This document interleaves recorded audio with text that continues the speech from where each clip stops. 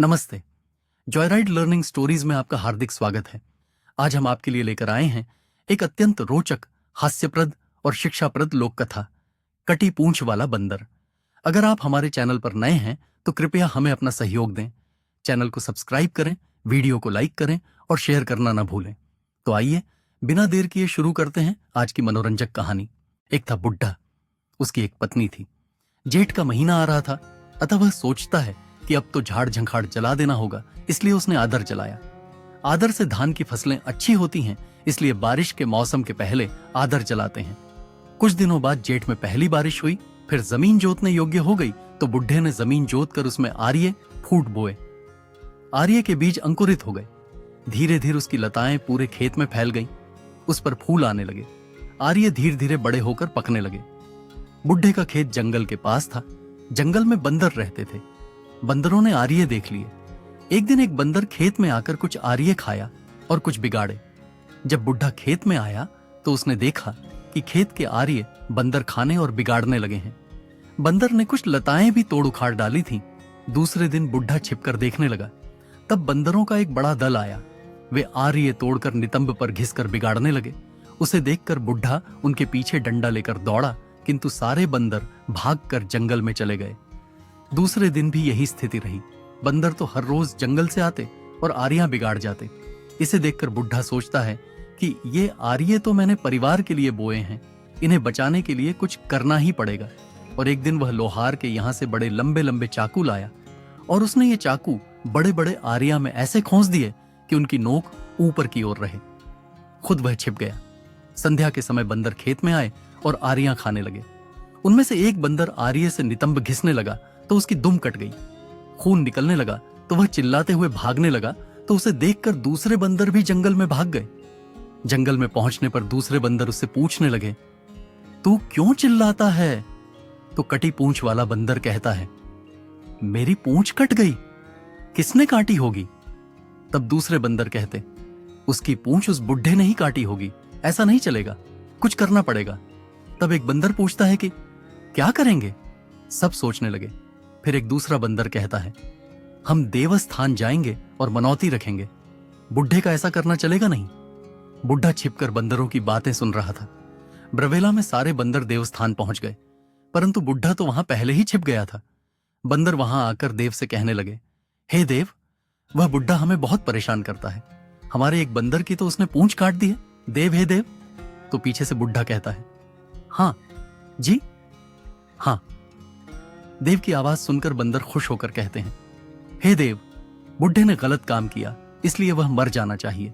हम तुम्हारी मनौती लेते हैं। कल ही बुढ़ा मर जाना चाहिए। तुम्हें अगर शक्ति है तो कल ही वह मर जाना चाहिए। सुबह होते ही वह मर जाना चाहिए। अगर वह सुबह में ही मर जाएगा तो हम तुम्हें 5 बकरे की बलि देंगे। बुढ़े ने पीछे से फिर से कहा, जी, हाँ जी। फिर सब बंदर आश्वस्त होकर जंगल में चले गए। दोपहर हो गई, शाम हुई, किंतु बंदर आर्य न गए। वे सब सुबह की प्रतीक्षा करने लगे।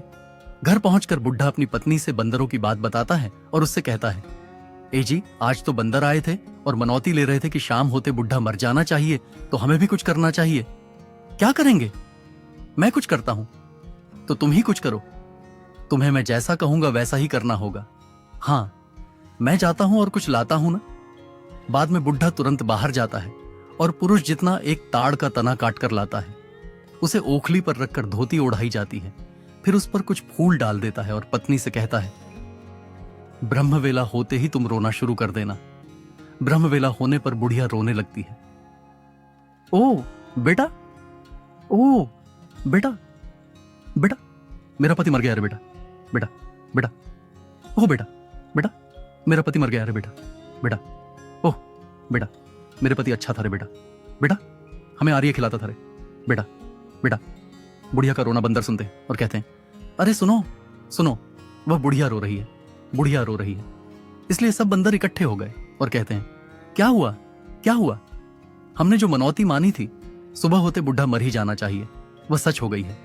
देव सच्चा है, वह देखो ना, बुढ़िया रो रही है। तुम सुनो तो सही, सुनो, बुढ़िया रो रही है। ओह बेटा, बेटा, बेटा, अब मेरा पति अब ना मिलेगा रे बेटा, बेटा, बेटा, अब मेरे पति को कहां से ढूंढा लाऊंगी रे बेटा, बेटा। ओह बंदर, बंदर, बंदर, दौड़, आइए, जल्द। बंदर, ओ बंदर, अरे हमें बुलाती है, चलो जाते हैं, चलो जाते हैं। इसलिए वह तो फौरन हुप हुप करके आने लगे। ये देखकर बुढ़िया तुरंत आंगन में से जल्द जल्द घर में जाकर पति को कहती है, बंदर आ रहे हैं, बंदर आ रहे हैं। कहते कहते वह उस तने के पास जाकर बैठकर रोने लगी। ओ बंदर, मेरा पति मर गया रे, ओ बंदर, ओ बंदर। बंदर कहते हैं, नहीं रोना, नहीं रोना, चुप हो जा, चुप हो जा, नहीं रोना, कुछ नहीं, हम सब हैं ना, मत रो, चुप रह जा, चुप रह जा। फिर बंदर लकड़ियां इकट्ठा करते हैं। बाद में हेल चिता भी बना दी, चलो अब जलाने ले जाते हैं। बुढ़िया कहती है, बेटा कैसे करोगे, अच्छे से ही करोगे ना, अच्छे से जलाकर आना है बेटा। जी अच्छे से जलाकर आएंगे, कोई चिंता नहीं करनी। अच्छी तरह उठाकर ले जा, हाँ बेटा अच्छी तरह से उठा के ले जाना। जी अच्छी तरह उठा के ले जाएंगे। ऐसा कहकर तुरंत उन्होंने तो कंधा लगाकर उठा लिया। तब बुढ़िया कहती है, बेटा उसे तुम खोलकर नहीं देखना है, खोलकर देखेंगे तो वह जिंदा हो जाएगा। ऐसा कहता था इसलिए खोलना मत। जी नहीं खोलेंगे, नहीं खोलेंगे। सही बात, देखो देखो, हम खोलेंगे तो जिंदा हो जाएगा, तो इसलिए हमें खोलना नहीं, वैसा का वैसा ही रहने देना, चलो जल्दी। ऐसा करके वे जल्द से जल्द ले जाने लगे, हंसते हुए कूदते हुए। ऐसा करते वह तो नदी तट हेल चिता बनाई थी उस पर जाकर रख दिया और बाद में उसे जला दिया। तना सूखा हुआ था इसलिए थोड़ी देर में ही जल गया। बाद में वे बंदर उछलते कूदते घर आ गए।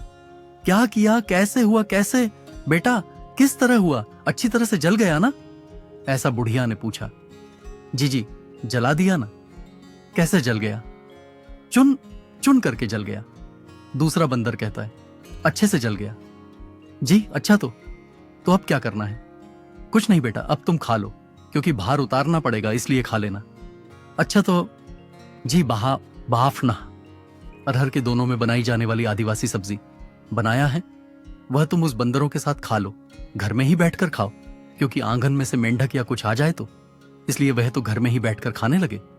बाद में बुढ़िया द्वार बंद करने लगी तो पूछते हैं, क्यों री बुढ़िया, द्वार क्यों बंद कर रही है? कुछ नहीं बेटा, कोई आ जाए, कोई मेढक आ जाए, यहां होते हुए आ जाए, हमें नजर न लग जाए ना, नजर न लगे इसलिए। जी अच्छे से बंद कर दो, अच्छे से बंद कर दो।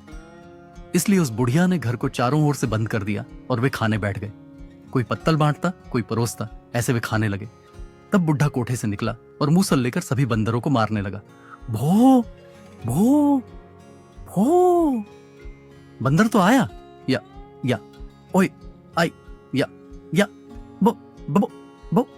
वहां उस बांडे बिना पूंछ के बंदर को अंदर नहीं आने दिया था। वह कहता है, बांडा बंदर बाहर नाचे, घर में घूबा घूब दो।